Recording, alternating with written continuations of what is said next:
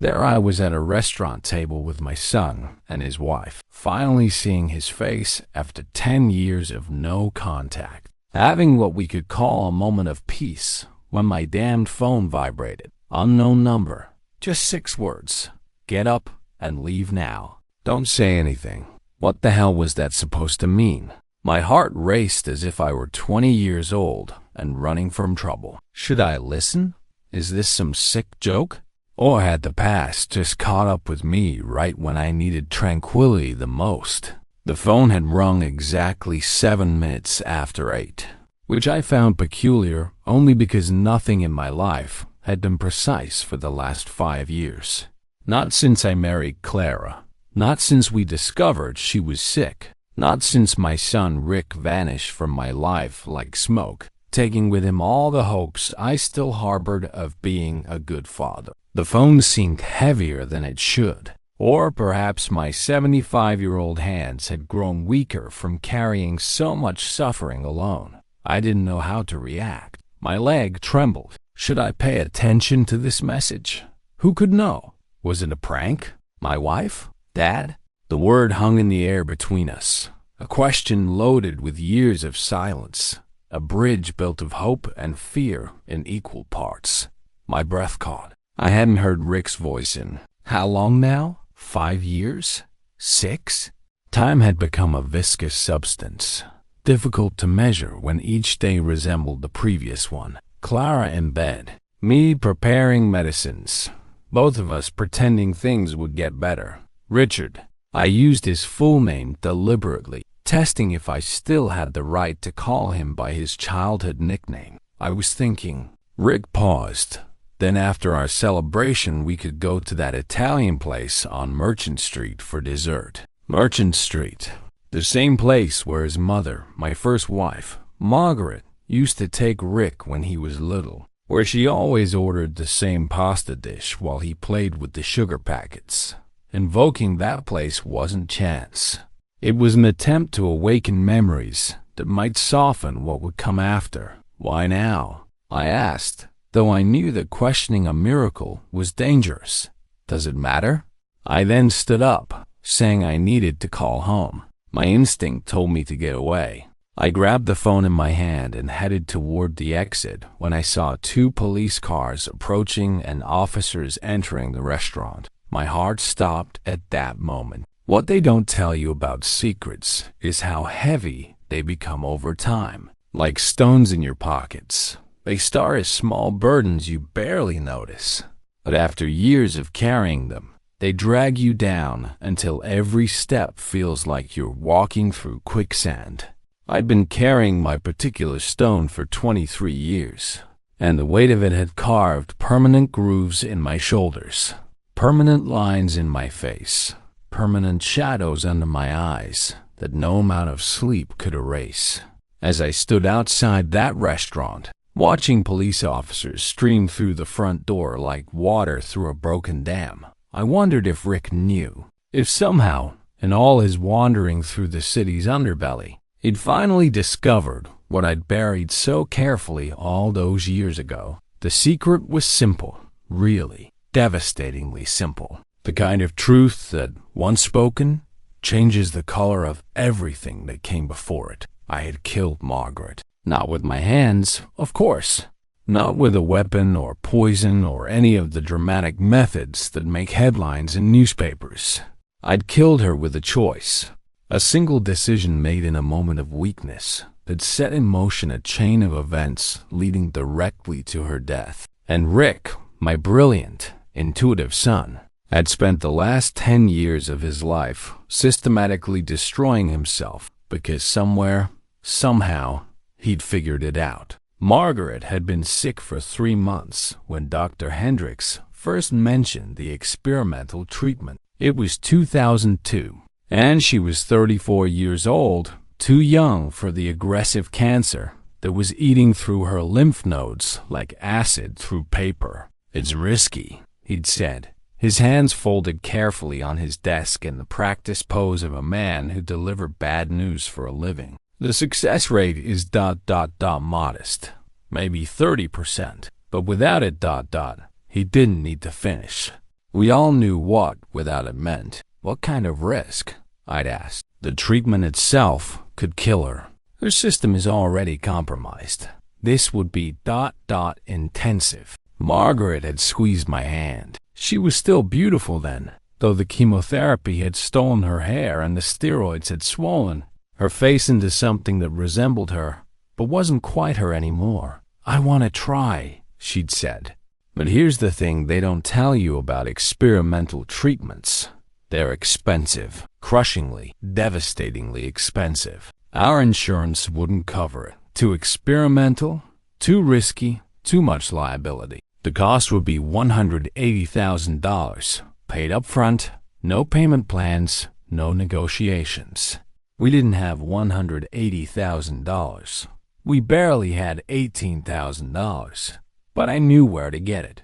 Margaret's father, Harold, was a bastard of the first order. He disowned Margaret when she married me, a blue-collar nobody who worked construction and had calluses on his hand instead of stock portfolios in his safe. For 15 years, he'd maintained his silence, refusing to acknowledge our existence, returning our Christmas cards unopened, pretending his daughter had died the day she said, "I do," to a man he considered beneath her. But Harold was also rich, obscenely rich, the kind of rich that came from generations of other people's labor and careful investments, and the particular ruthlessness that old money requires to survive. I swallowed my pride and called him. "Margaret is dying," I'd said, without preamble when he answered. There was a long silence.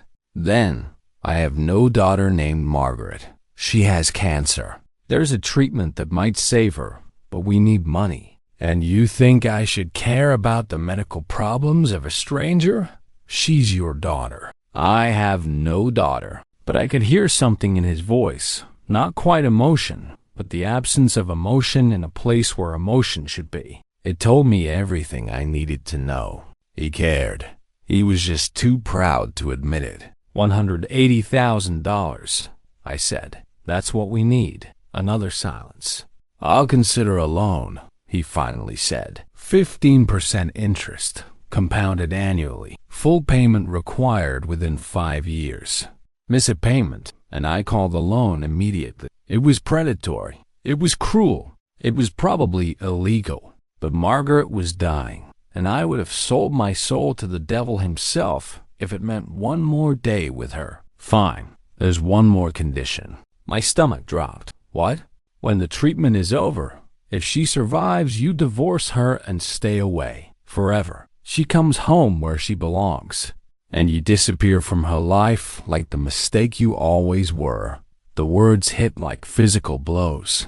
"That's insane. That's the deal. Take it or leave it." I looked at Margaret, sleeping fitfully in our bed, her face pale and drawn, but still the most beautiful thing I'd ever seen. I thought about Rick, only 8 years old, who still believed his mother would get better because that's what children believe about the people they love. I need time to think. "You have 24 hours. After that, the offer disappears." I didn't tell Margaret about her father's conditions. How could I? How do you tell the woman you love that saving her life means losing her forever? How do you explain that her father's money comes with strings attached that would strangle everything good between you? Instead, I told her the treatment was approved. I told her the insurance had come through.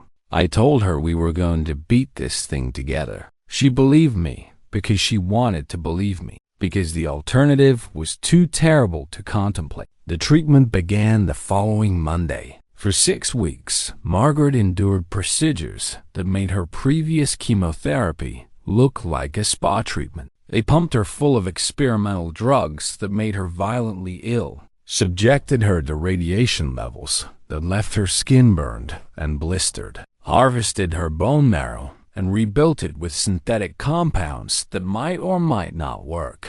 Through it all, she held my hand and talked about our future, about the trips we'd take when she was better, about watching Rick graduate from high school and college, about growing old together and complaining about our arthritis and spoiling our grandchildren. I smiled and nodded and died a little more each day, knowing that our future had an expiration date I couldn't tell her about. The treatment worked. Against all odds, against a 30% success rate, against every pessimistic projection, Margaret's cancer went into remission. The experimental drugs had done their job, clearing her system of the disease that should have killed her. Dr. Hendricks called it a miracle. Harold called it time to pay up. "She's better," Harold said when he called 3 days after Margaret's final test results came back clean. "Time to honor our agreement." "I can't. A deal is a deal, Walter.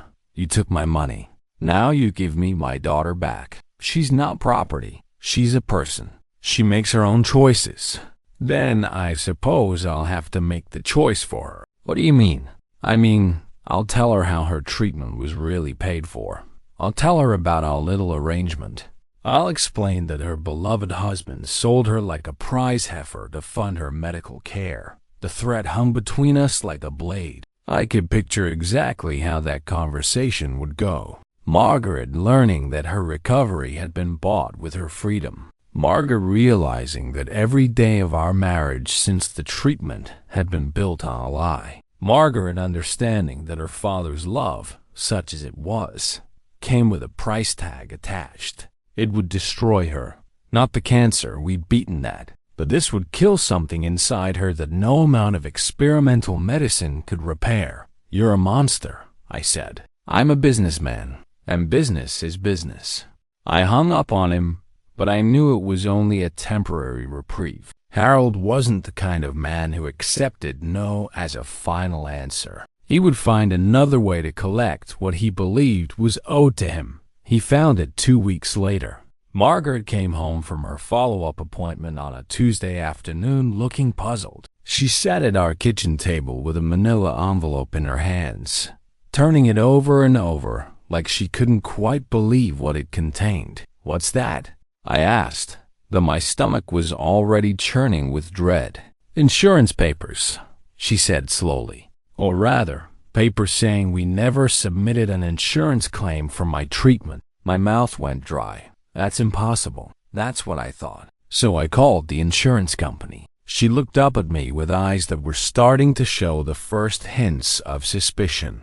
"They have no record of any experimental cancer treatment. No claims, no approvals, no payments.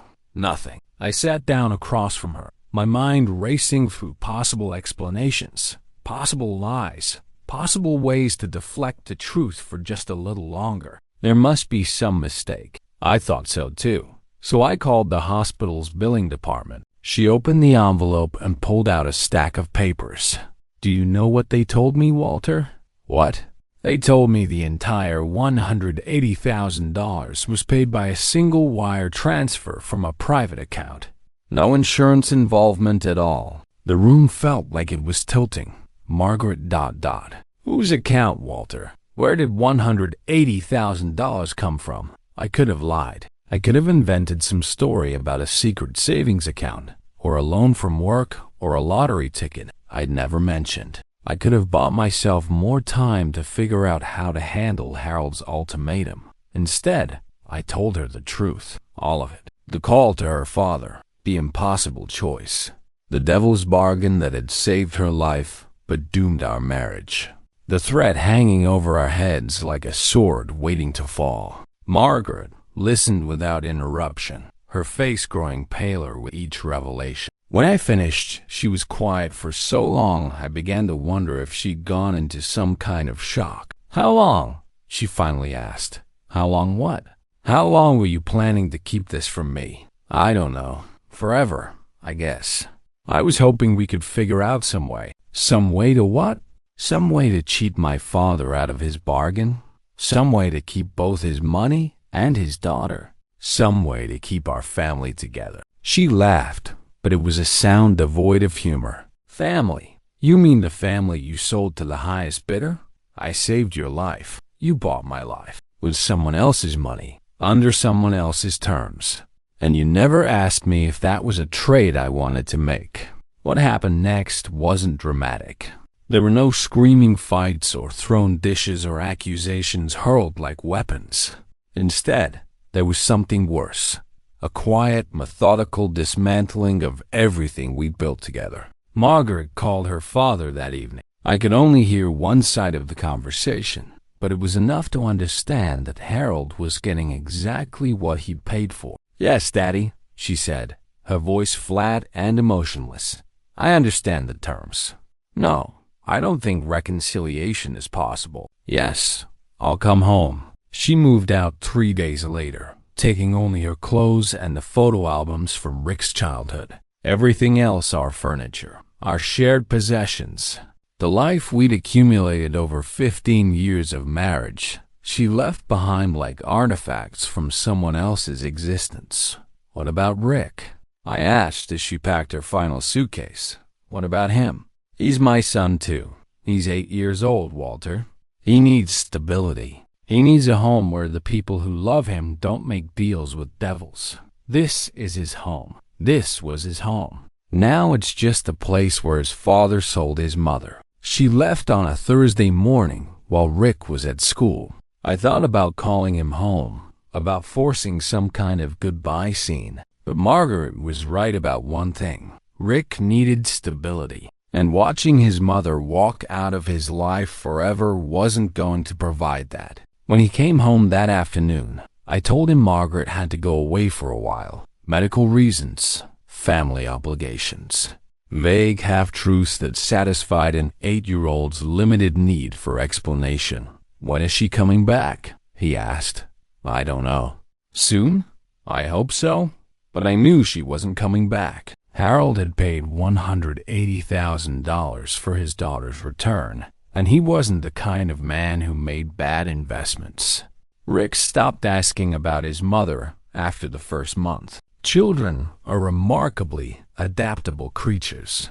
They learn quickly to stop poking at wounds that won't heal. Instead, he threw himself into school and sports and the thousand. Small distractions that help people avoid thinking about the people who used to be there, but aren't anymore. I told myself this was healthy. I told myself he was adjusting well. I told myself that kids bounce back from these things faster than adults do. I was wrong about all of it. The first sign was his grades. Rick had always been a solid B student, not brilliant, but consistent, conscientious. The kind of kid teachers liked because he tried hard even when the material didn't come easily. But in the months after Margaret left, his report cards became a chronicle of gradual decline. B's became C's. C's became B's. B's became parent-teacher conferences, where concerned educators used phrases like emotional distress and difficulty concentrating and acting out. The second sign was his questions. They started innocently enough. "Why don't we visit Mom? Why doesn't Mom call? Why did Mom's doctor need her to go so far away?" I answered them as best I could, weaving elaborate fictions about Margaret's ongoing treatment, about her need for specialized care, about the importance of giving her time to fully recover. Rick listened to these explanations with the solemn attention children reserve for adult mysteries they sense, but don't quite understand. But as he got older, the questions became more pointed. What kind of cancer did Mom have exactly? Why can't we visit her in the hospital? Why won't you show me the doctor's letters? By the time he turned 12, Rick had developed a particular skepticism that comes from being lied to consistently by the people you're supposed to trust most. He stopped accepting my explanations at face value. He started doing his own research. One day, I came home from work to find him sitting at our kitchen table with a stack of library books about cancer treatment, medical journals he'd somehow talked the librarian into letting him check out. Printouts from early internet searches about experimental therapies. "I can't find Mom's doctor," he said without looking up. "What? Dr. Peterson, the one you said is treating Mom in Philadelphia." I called every hospital in Philadelphia. Nobody's heard of him. My blood turned to ice water. Rick ... double quotes. I also called the American Cancer Society. They gave me a list of all the experimental programs that were running in 2002. None of them match what you told me about Mom's treatment. He finally looked up at me, and I saw something in his 13-year-old eyes that no child should have. The cold, analytical gaze of someone who's learned that the adults in his life are not to be trusted. "Where is she, Dad?" I could have lied again. I was getting good at it by then, and Rick was still young enough that a sufficiently elaborate story might have bought me a few more years. But looking at him sitting there, surrounded by medical textbooks and printouts, armed with the fruits of his own investigation, I realized that any lie I told would just be kicking the problem further down the road, and I was tired. God, I was so tired of carrying that secret around like a millstone around my neck. So I told him everything. Rick listened to the story of his grandfathers, bargained with the same quiet intensity he'd shown while researching his mother's supposed treatment. He didn't interrupt, didn't ask clarifying questions, didn't show any visible emotion. He just absorbed the information like a sponge, filing away each detail for a later analysis.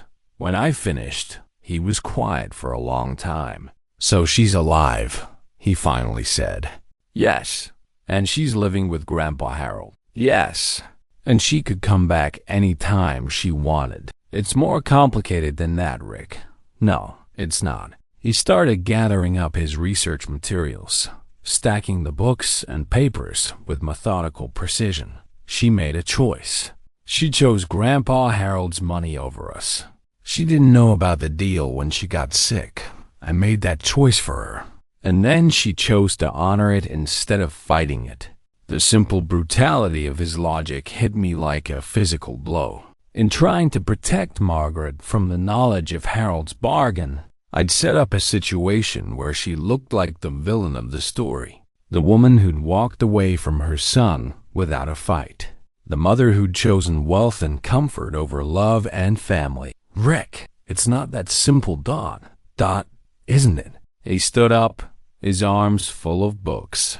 "You sold her to save her life, and she stayed sold. That's pretty simple to me." He walked toward the stairs, then paused at the bottom step. "Does she ever ask about me?" The question hung in the air like smoke from a fire you can't quite locate. I wanted to lie, to tell him that Margaret called every week asking about his grades and his friends and his baseball games. But I'd already done enough damage with my lies. "I don't know," I said. "We don't talk." He nodded once, as if this confirmed something he'd already suspected, and went upstairs to his room. That night, I heard him crying through his bedroom wall deep, quiet sobs that seemed to go on forever. I stood outside his door for 20 minutes, my hand raised to knock, wanting to comfort him, but not knowing what I could possibly say that would make any of it better. In the end, I went to my own room and lay awake until dawn, listening to my son's heartbreak and knowing that I was the one who'd broken it. The years that followed were a masterclass in how good kids slowly become broken adults. Rick didn't rebel dramatically, no drugs or drinking or fights with authority figures.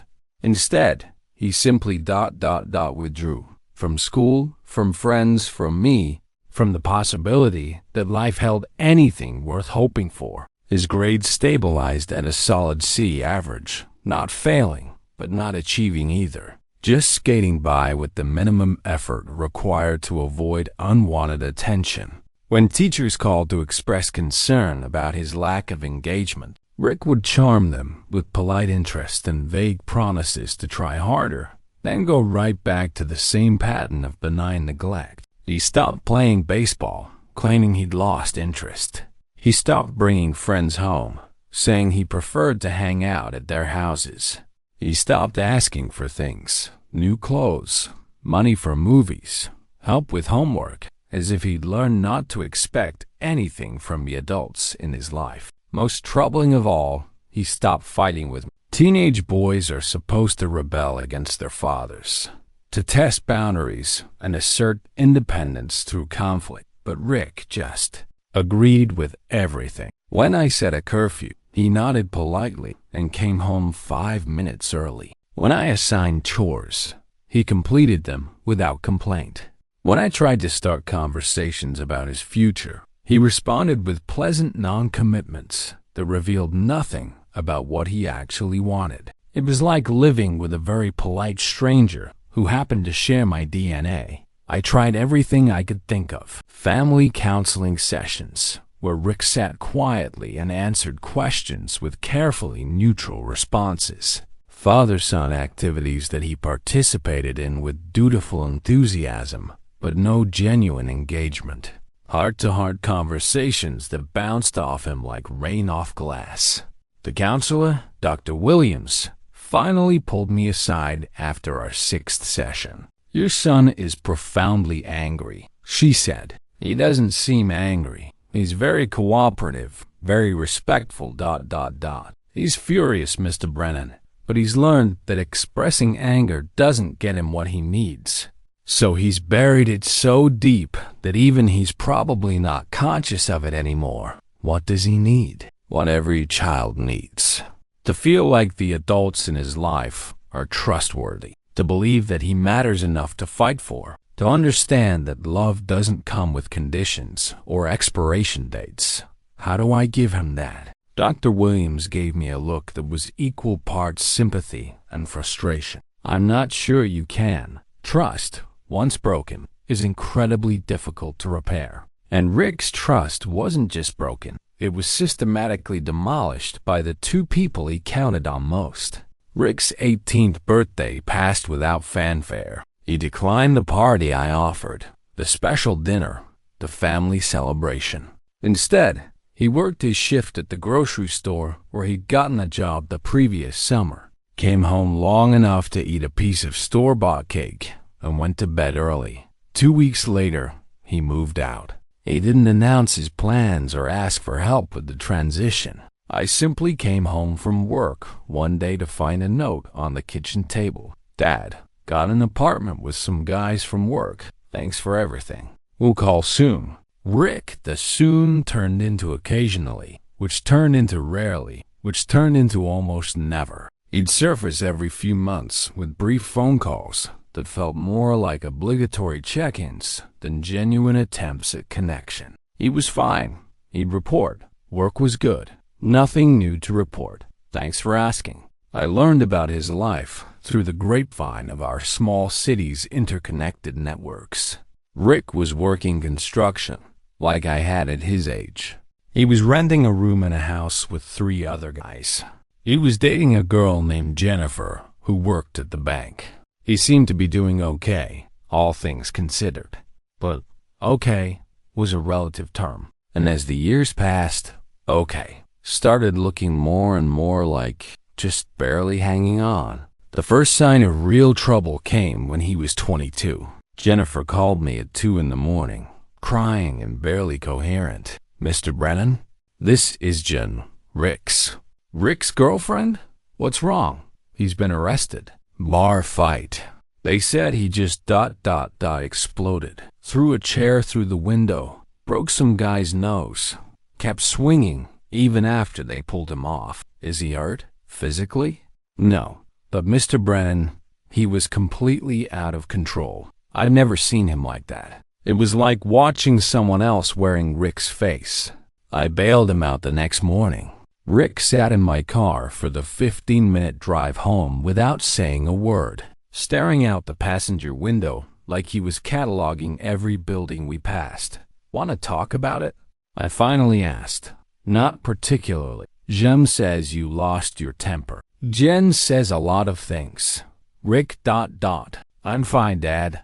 Just had too much to drink. It won't happen again." But it did happen again. Different bars, different fights, different reasons that all somehow led to the same result. Rick's carefully maintained composure would crack, and years of buried anger would come pouring out in a torrent of violence that left everyone around him shaken and confused.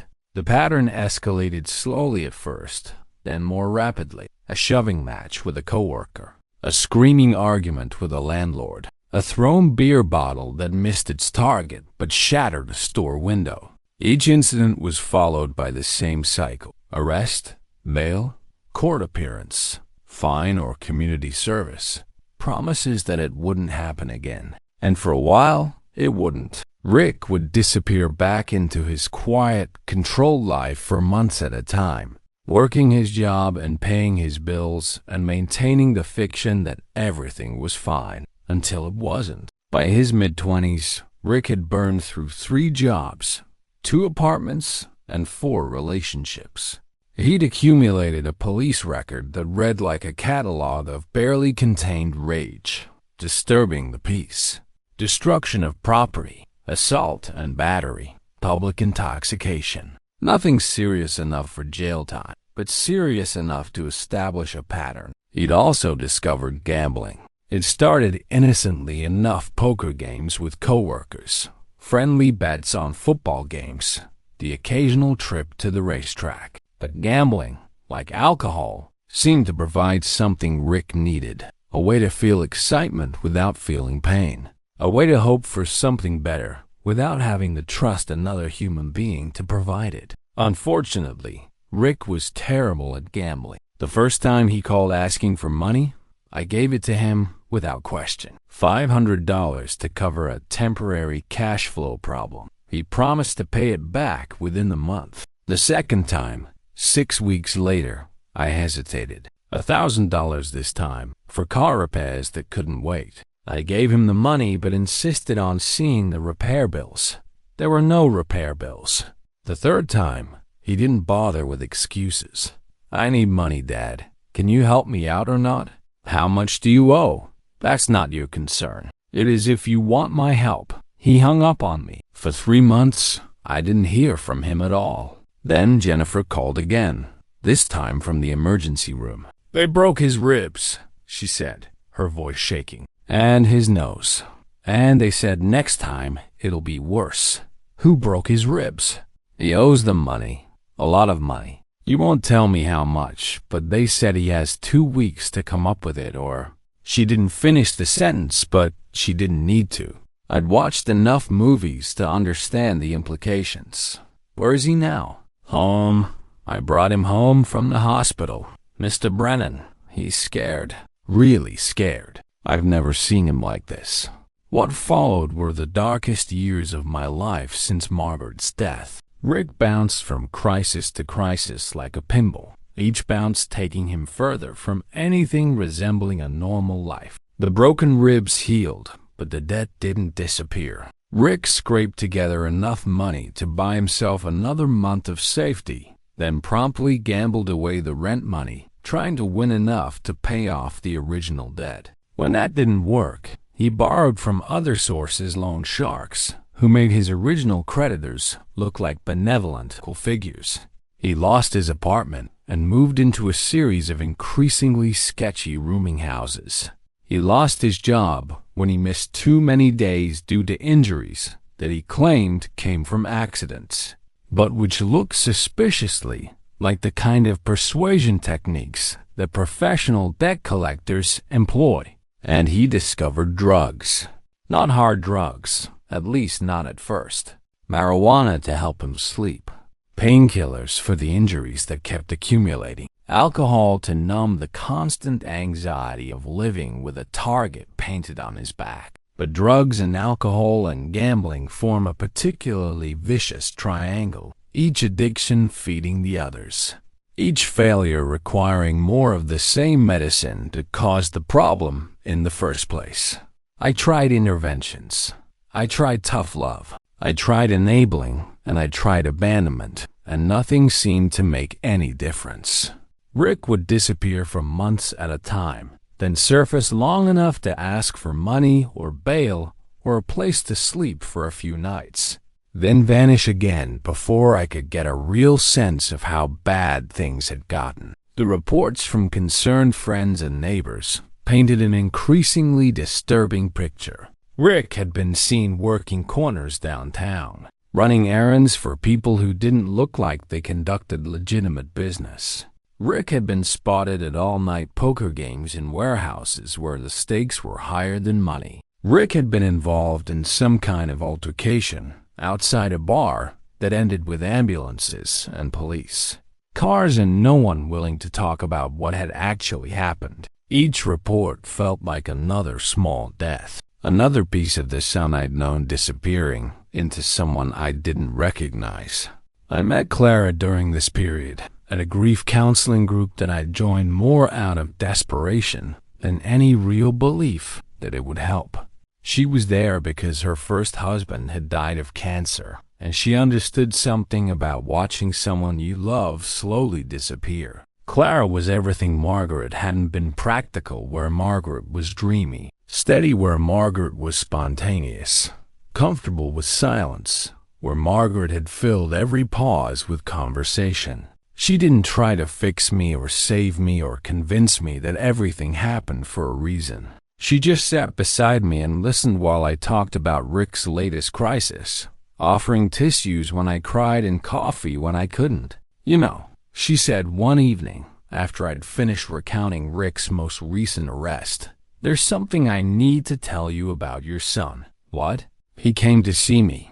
I stared at her. "When?" "Last month, while you were at work. He knocked on the door and asked if he could talk to me." "About what?" "About you. About his mother. About the choices people make when they're desperate." My stomach clenched. "What did he say?" "He said he'd been thinking about forgiveness, about whether it was possible to forgive someone for making an impossible choice in an impossible situation. And he said he thought he might be ready to try." I felt something shift in my chest.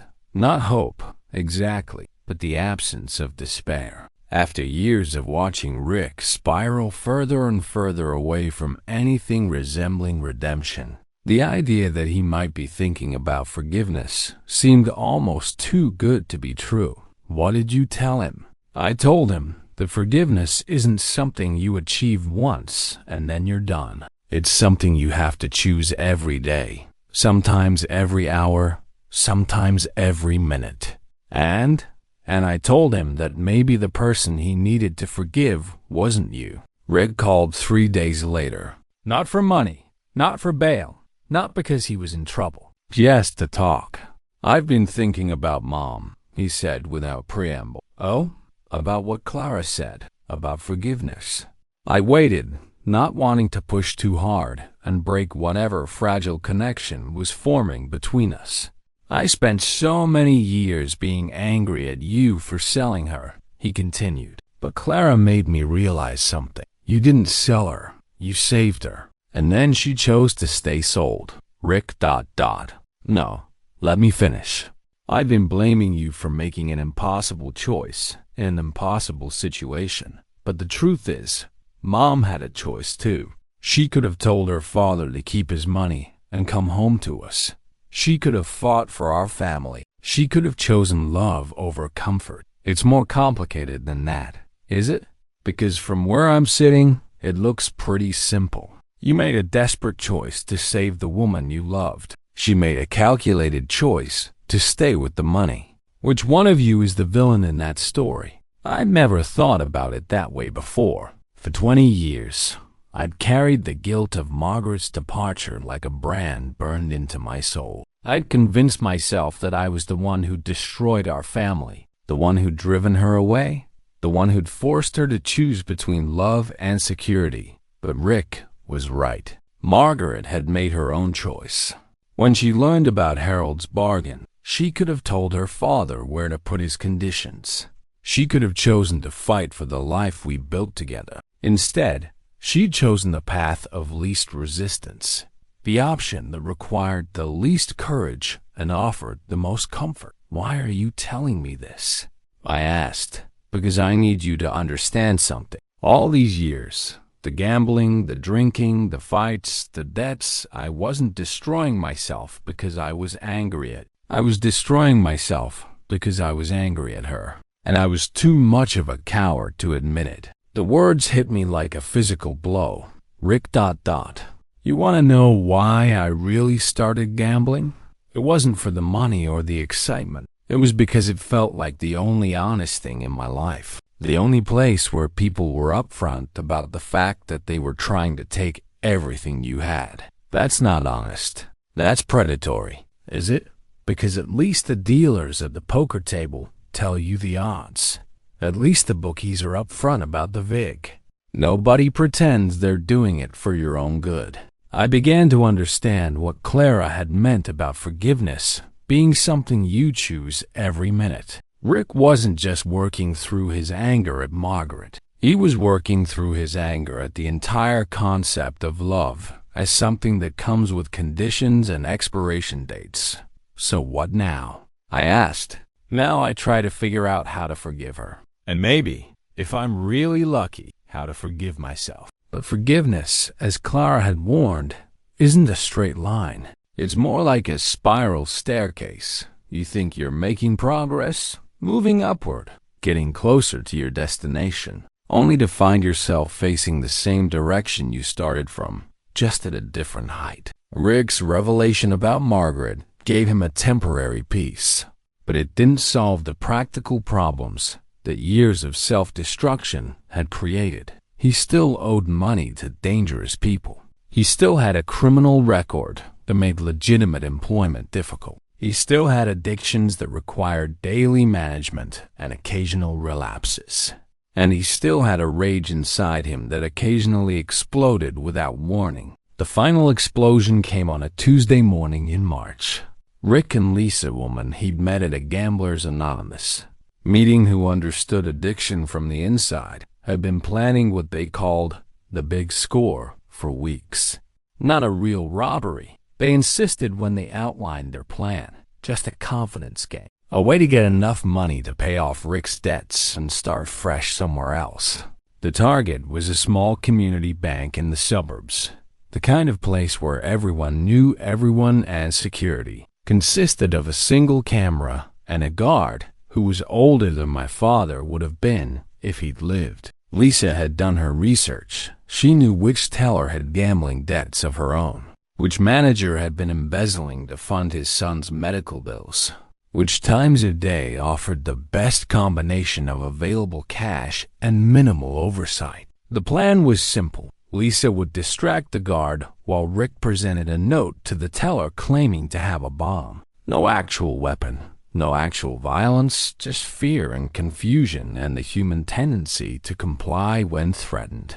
They'd take whatever cash was in the drawers, probably no more than 20 or 30,000, and disappear before anyone realized what had happened. It was a stupid plan, a desperate plan, the kind of plan that people make when they've run out of options and convince themselves that one final roll of the dice will solve all their problems.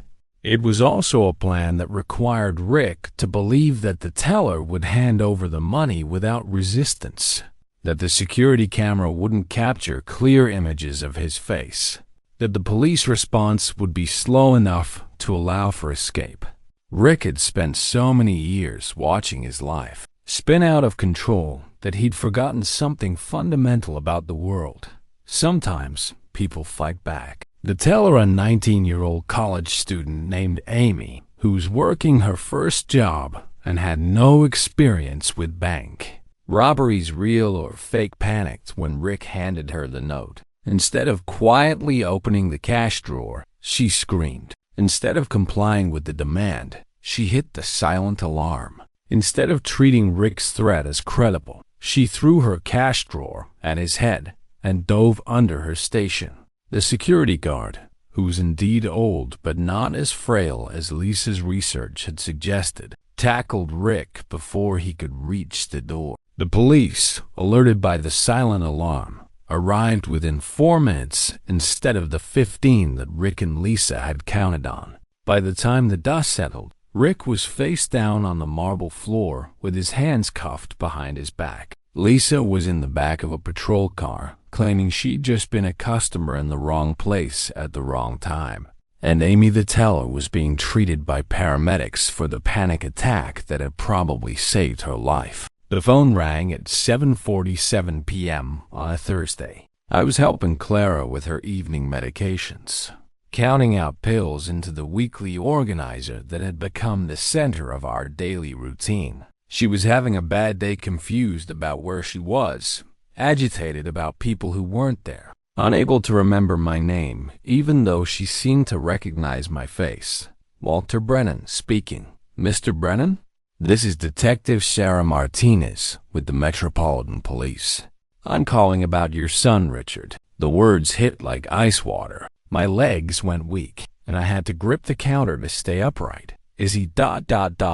I couldn't finish the question. He's alive, Mr. Brennan, but he's been arrested. Alive. The relief was so overwhelming that the rest of her words seemed to come from far away. Armed robbery. Bank attempt.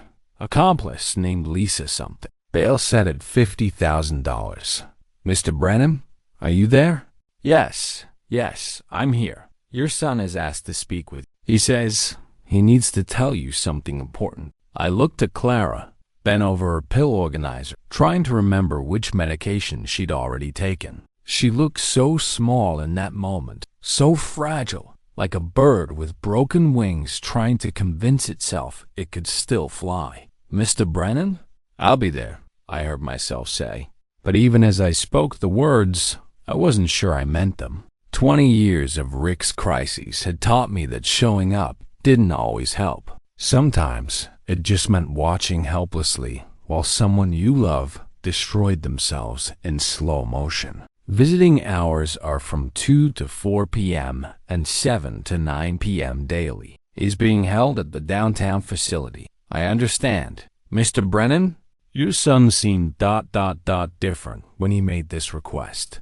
More lucid than most of the people we process through here. I thought you should know that. Different how? Like maybe getting arrested was the best thing that could have happened to him. I didn't tell Clara immediately. How you explain to someone whose mind is already breaking that the son she's been waiting for is sitting in a jail cell? How do you add that kind of pain to a life already drowning in confusion? Instead, I spent 3 days carrying the knowledge like a stone in my chest. I went through the motions of our routine medications at 8. Breakfast at 9. The morning walk around the block when the weather was good. Lunch, afternoon nap, dinner, evening teva. But my mind was elsewhere. Rick was alive. Rick was in trouble. Rick wanted to see me. After 31 years of fatherhood, those 3 facts shouldn't have been surprising, but they were. Maybe because I'd stopped believing in the possibility of any communication between us. Maybe because I'd started mourning him as lost years ago. Maybe because the idea of sitting across from my son in a jail visiting room felt like admitting defeat in a war. I've been fighting for too long. On the 3rd night, Clara caught me staring out the bedroom window at 2 in the morning. You're thinking about Richard again. I turned, surprised. Our lucid moments had become increasingly rare, arriving without warning and departing just as suddenly. How did you know? You get a certain look, like you're seeing something the rest of us can't see. I told her then, all of it. The arrest, the charges, the phone call from Detective Martinez.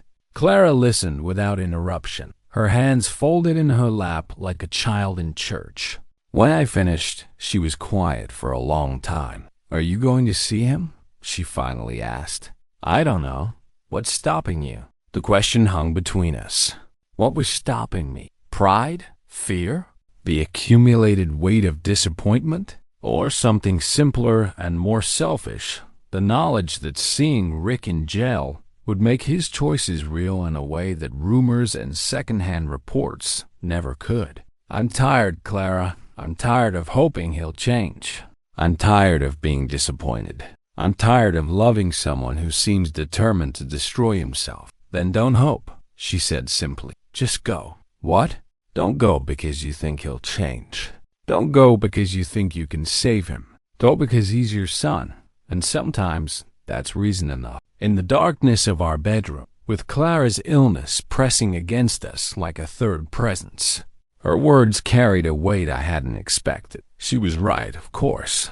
She was almost always right about the things that mattered. What if I can't forgive him? Then don't. Forgiveness isn't required. Love is. What if I say the wrong thing? Then say the wrong thing. Say anything. Just show up. I went the next morning. The drive to the correctional facility took 43 minutes.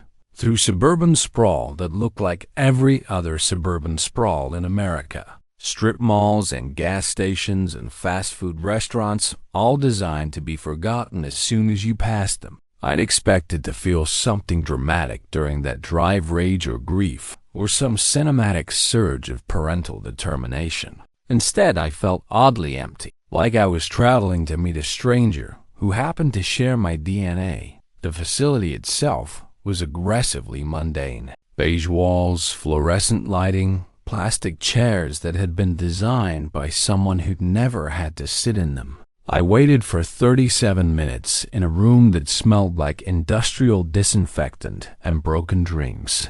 When they brought Rick out, I barely recognized him. The man who sat across from me was thin in the way that suggested poor nutrition rather than exercise. His face carried new lines I didn't remember, and his eyes held a particular kind of exhaustion that comes from always looking over your shoulder. But he was clean. His hair was combed, his jail-issued clothing neat and pressed. He looked more put together than he had in any of the stories I'd heard about him over the past few years. "You came," Rick said, and his voice cracked like thin ice under pressure. "You shouldn't have come. I know I shouldn't. I know I don't deserve it. I know that ... He stopped, and I saw his eyes fill with tears he tried to contain by blinking rapidly. "Dad, I'm sorry. For everything. For trying to use you. For disappearing. For becoming ... And then it happened. My son, this 31-year-old man who had tried to rob a bank, who had used me as an alibi, who had broken my heart into 1,000 pieces, began to cry like a child. Not the silent tears of an embarrassed adult, but deep, desperate sobs that seemed to come from somewhere very deep in his soul. "Dad," he said between the sobs, "it took them arresting me for me to break free. Do you understand? Out there, I was trapped by so many things. Drugs, gambling, Lisa and her crazy ideas, loan sharks who wanted to break my legs. In here, for the first time in years, I can think clearly. I can remember who I was before I became ... this."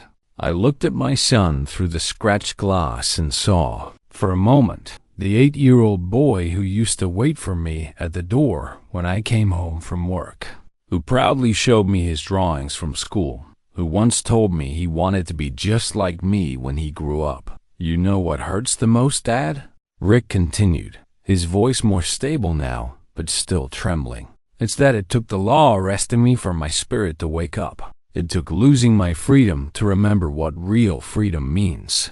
It took these bars for me to break the invisible bars I built around myself. And your wife, Lisa? She's not really my wife, Dad. Never was. She was just someone as lost as me. And together we got even more lost. She didn't even visit me. Said I was a loser when I got arrested, that she was going to find someone worthwhile. I took a deep breath, feeling something inside me, anger, disappointment, hurt, begin to transform into something different. Not forgiveness, not yet, but perhaps understanding. "Rick," I said, "I need to tell you something. Clara is sick, dementia. For the past 3 years, I've been taking care of her alone. When you called that day about the restaurant, I thought God had finally sent me help. I thought you'd come back because somehow you knew I needed you." Rick closed his eyes as if my words were physical blows. And instead, I just brought more problems. Like always. Like always, I agreed, but without cruelty. It was just the truth. And after so many years of lies and silences, the truth seemed almost like real. "Dad, can I tell you something?" Rick opened his eyes and looked directly at me. "You know, all these years taking care of Clara, all these years suffering alone, I never thought to look for you to help because I was ashamed. Ashamed of what I'd become. Ashamed of how I disappointed you and Mom. Ashamed of always needing something instead of offering something. And now I'm still ashamed. But I also have something I never had before: clarity. I can see my whole life from the outside, like a movie I watched about someone else. And I can see you too, Dad. I can see a man who raised a son alone after his wife died, who married again trying to find companionship, who's taking care of a sick woman without complaining, who came to visit me in prison even after I tried to use you. He paused, swallowed hard, and continued. You know, Dad, since I've been here, I've been thinking a lot about God. Remember how Mom always said God had a plan for all of us? I used to think that was nonsense. But now I think maybe God has strange plans, crooked paths that lead to straight places. I heard those words and felt something move in my chest, something that had been sleeping for years. You know, Rick, I've been thinking about God lately too, but not the way your mother thought. How so? Taking care of Clara, watching her fade away a little each day, I started to doubt. I started to think that if there's a God, he's cruel or indifferent or simply doesn't care about us. I lost faith, Rick, completely. Rick looked at me with an intensity I hadn't seen in his eyes for years. But then, I continued, you called me. And even though it was for the wrong reasons, even though you tried to use me, you brought me here. And now, looking at you through this window, seeing you cry and apologize and try to understand your own life, now I think maybe I found a little light again. Not in heaven, but here, between these iron bars, in my son's honest pain. Rick was silent for a long moment, tears still flowing silently down his face.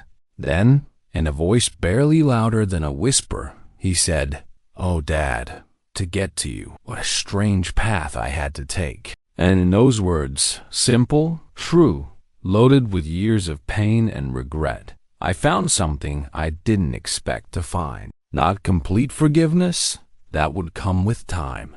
Not forgetting, because some wounds leave permanent scars. But I found the possibility of starting over, of building something new on the ruins of what we had lost. It was a strange path indeed, son, I replied. But maybe it was worth it, if it brought us back to each other. We sat there for another hour, father and son separated by glass, but connected by the first honest conversation we'd had in years. When visiting time ended and Rick was taken back to his cell, I promised I would return the following week. And for the first time in a long time, it was a promise I knew I would keep. Driving back home, to Clara and her medications and her slow goodbye to the world, I felt something I hadn't felt in months. It wasn't happiness, exactly, but it was purpose. I had a son to visit, a relationship to rebuild, a strange path to walk until we found our way back to each other. The sun was setting, painting the sky with colors that Margaret always said looked like God's promises. And for the first time since she died, I managed to believe that maybe she was right. 6 months later, Rick was released on parole. He moved into a halfway house downtown, got a job at an auto repair shop, and started attending Gamblers Anonymous meetings 3 times a week. It wasn't the life either of us had imagined for him, but it was honest work done by sober hands. And after everything we'd been through, that felt like a miracle. Clara's condition continued to worsen, but slowly, giving us time to adjust each loss as it came. Rick visited us every Sunday, bringing flowers from the grocery store and stories from his week that made Clara laugh, even when she couldn't remember his name. "She lights up when you're here," I told him one afternoon as we sat on the front porch watching Clara attempt to garden. She couldn't remember what most of the plants were anymore, but she still knew they needed water and sunlight and gentle words. "She reminds me of Mom," Rick said. "Not the way she looks, but the way she I don't know.